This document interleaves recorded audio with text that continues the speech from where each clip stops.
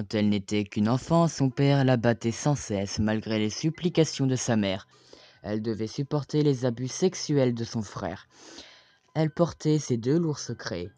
Son père la battait, son frère était un obsédé qui satisfaisait ses envies avec sa propre sœur qui n'avait que 9 ans. Elle décida cependant de les révéler à son unique amie d'école, Mia. Son frère l'avait appris peu et ses abus redoublèrent, devenant peu à peu du viol. À ses 16 ans, Nathalie aimait beaucoup l'art.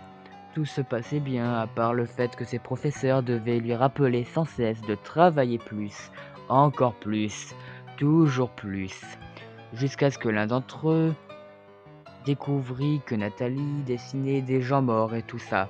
Elle le faisait avec plaisir. Ça dura une semaine, mais Nathalie continuait à dessiner ces scènes horrifiques. Le directeur décida de parler à ses parents. Le cas de Nathalie s'empira. Elle alla voir un psychologue jusqu'à aller dans un hôpital psychiatrique. Un jour, où elle était dans cet asile de fous, elle tua un des médecins grâce à 2 couteaux de cuisine. Elle rentra chez elle sans se faire remarquer pendant la nuit et ils moururent tous les deux, assassinés par leur propre fille. Son frère se réveilla et la prit en flagrant délit en train de tuer son père. Il arriva discrètement par derrière et l'abattit avec une batte de baseball.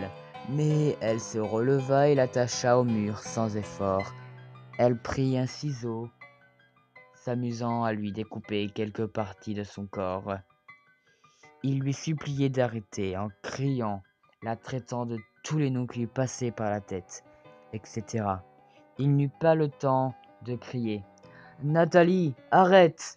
Pitié, arrête-toi! Nathalie n'est plus là. Désormais, je suis Clockwork.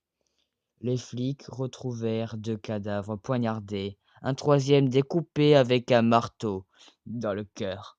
On ne retrouva jamais Nathalie Hollett et les meurtres suivirent.